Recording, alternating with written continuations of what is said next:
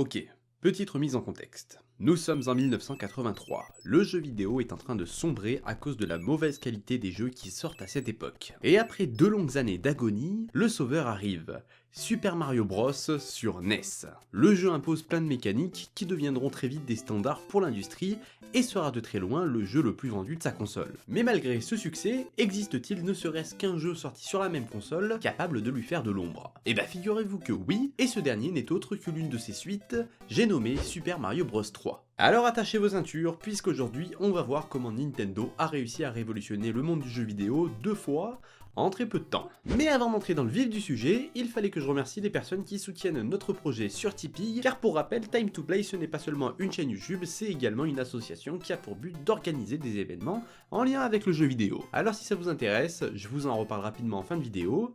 Bon visionnage!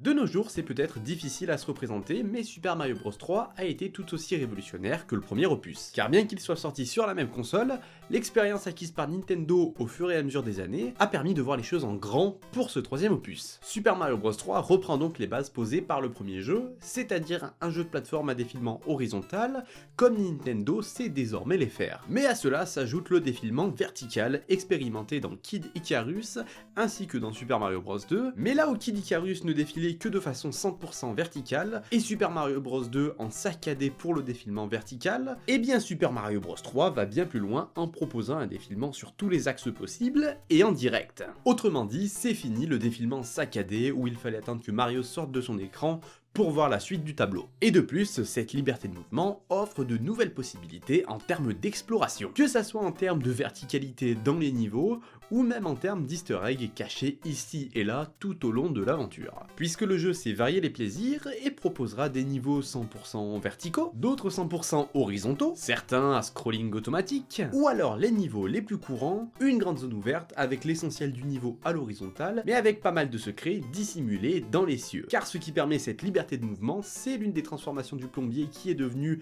emblématique au fil des années, j'ai nommé la transformation en tanuki. Et sa variante bien moins rare, la tenue raton laveur. Ces tenues offrent la possibilité de voler et sont sans aucun doute l'un des plus gros points forts du jeu et probablement la première chose à laquelle vous pensez quand vous entendez le titre du jeu. Mais ce qui contribue au charme du jeu, c'est qu'il y a plein d'autres tenues tout aussi cool les unes que les autres. On peut retrouver la fameuse fleur de feu, la transformation en grenouille, celle en frère marteau et même une botte de Goomba. Bon ok, celle-là elle est que dans un seul niveau, mais elle est trop cool donc fallait que je vous en parle. Donc en plus de ces nombreuses transformations, là où le jeu surprend, c'est par la variété des environnements qu'il propose. Chaque monde a son propre thème, et si c'était déjà quelque chose de récurrent dans les 2 premiers opus, cette fois-ci, chaque monde a son thème et diffère énormément les uns des autres. D'ailleurs, ce n'est pas seulement esthétique, puisque les idées de game design se calquent très souvent sur leur environnement pour imaginer le cheminement des niveaux. En vrac, on a une pyramide, des niveaux remplis d'ennemis géants, un niveau où on s'enfonce toujours plus loin dans les égouts, des grottes de glace, des niveaux aquatiques plus bordéliques qui donnent vraiment l'impression d'être dans les profondeurs de l'océan, et j'en passe tellement il y a d'idées dans les niveaux proposés. D'ailleurs le jeu comporte 91 niveaux, ce qui est 3 à 4 fois plus que ses 2 prédécesseurs. Donc c'est pour toutes ces petites raisons, cumulées les unes avec les autres, qu'en 1989, Super Mario Bros 3 a été une claque monumentale, même pour les fans du plombier moustachu.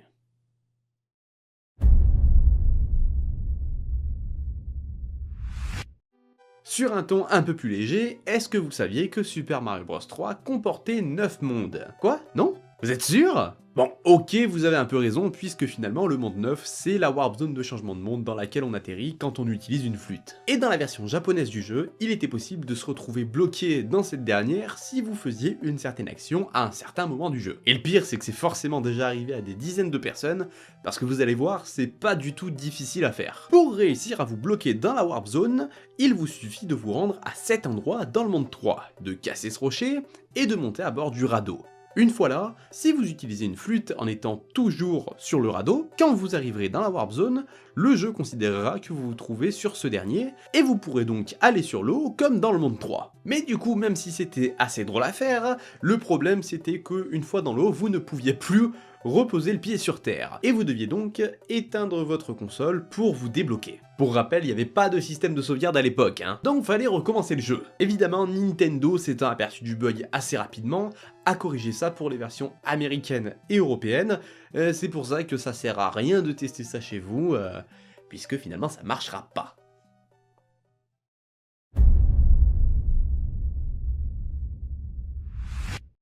Pour que le jeu se vende autant et soit si apprécié par les joueurs, Nintendo a dû redoubler d'efforts afin d'améliorer la formule instaurée par le premier opus et éviter les erreurs du second. Je pense qu'on peut dire que la mission est accomplie, et je pense également que Nintendo en était pleinement conscient, car on trouve des références au chiffre 3 absolument partout dans le jeu. Que ça soit dans une zone cachée du premier niveau, dans le 4ème tableau du monde 2, ou dans une zone secrète du premier niveau du monde 5, mais les références se font aussi de façon plus discrète. Au sein du jeu, vous aurez souvent le choix entre 3 options. Que ça soit à la fin des niveaux avec 3 symboles possibles, les jeux de pique avec les 3 mêmes symboles, ou encore les 3 coffres présents dans les maisons de Toad, cette quasi-omniprésence du chiffre 3, on peut la traduire par une espèce de fierté à peine dissimulée de la part de Nintendo pour leur jeu. Et avec du recul, tout ce qu'on peut dire finalement, c'est qu'ils avaient bien raison de croire en leur jeu, puisqu'il reste excellent plus de 35 ans après sa sortie.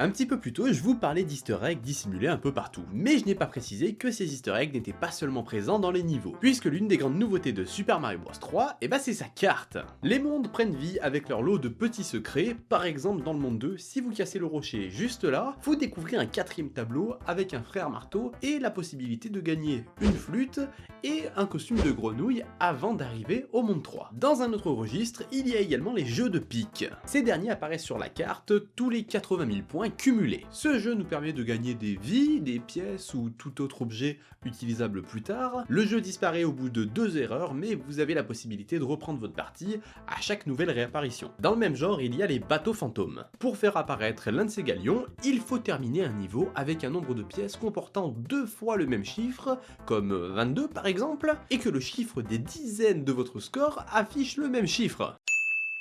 C'est donc très spécifique et assez laborieux à faire, mais à la fin c'est un galion rempli de pièces qui vous attend. Et le dernier gros easter egg présent sur la carte est encore plus difficile à réaliser, puisqu'il faut récupérer un nombre de pièces spécifiques dans certains niveaux spécifiques, comme par exemple 30 pièces dans le niveau 2 du monde 2. Si vous y parvenez, une maison de Toad fantôme apparaît et vous offrira une flûte. Cette dernière est assez rare mais pas si difficile à se procurer, contrairement au deuxième item qui n'est dispo que dans les maisons fantômes. Cet item, c'est l'encre de bateau qui n'est malheureusement pas aussi utile qu'il n'est rare, puisque l'encre permet seulement d'immobiliser le bateau du boss final du monde dans lequel vous vous trouvez. Donc c'est quand même vachement spécifique, hein. Faut avoir déjà perdu contre le boss et vraiment avoir la volonté de vouloir l'immobiliser, hein. Là au moins il ne bouge plus, mais est-ce que ça valait vraiment le coup?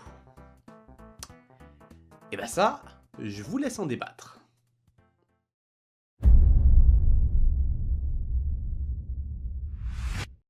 Bon, pour conclure, on va arrêter de faire des spéculations et on va parler de choses plus concrètes. Pour vous dire, ça a même été confirmé par Shigeru Miyamoto en personne. Et pour ceux qui ignorent qui est Shigeru Miyamoto, c'est juste l'inventeur de quelques personnages pas très importants dans l'histoire du jeu vidéo. Bref, si on s'attarde un petit peu sur les décors du jeu, on peut remarquer des détails étranges. Déjà, il y a des dessins bien connus des fans du plombier qui ont l'air d'être comme fixés en l'air. Bizarre, me diriez-vous. Mais sans autre élément, c'est juste étrange, ça pourrait être un choix de design comme un autre, on ne juge pas. Mais si on fait gaffe à l'éclairage, on peut voir que c'est très lumineux, presque surexposé. On pourrait dire c'est simplement le soleil, comme les niveaux se passent en extérieur, ça paraît logique. Et vous pourriez avoir raison. Mais si on continue à enquêter, certains détails sont assez dérangeants. Par exemple, on peut passer derrière le décor. C'est assez étrange comme mécanique quand même, non? Je veux dire que ce soit à cette époque ou de nos jours, c'est très rare, voire ça n'arrive quasiment jamais, qu'un jeu nous laisse passer derrière son décor. Et tout ça en faisant une manipulation bien spécifique. Puis il y a les fins de niveau aussi, on dirait un espèce de rideau, comme si Mario sortait de scène en atteignant la fin d'un niveau. Mais ça devient clair une fois qu'on ajoute à tous ces éléments le début et la fin du jeu. Au début, on assiste à la levée de rideau avec tous les artistes qui entrent en scène, et à la fin, après avoir battu Bowser et sauvé la princesse, on peut voir le rideau se baisser comme pour signifier la fin de la pièce de théâtre. Et ouais, Super Mario Bros 3 n'est rien d'autre qu'une mise en scène. Voilà. Enfin bref, merci d'avoir regardé cette vidéo. Si elle vous a plu, pensez à lâcher un like. Si vous avez d'autres choses à nous apprendre sur Super Mario Bros 3, je vous invite à nous partager ça en commentaire. Et si jamais vous voulez soutenir notre projet, le lien du Tipeee est dans la description et tout est expliqué en détail. Bref, encore merci de nous avoir suivis, c'était Nex et je vous dis à très bientôt. Ciao!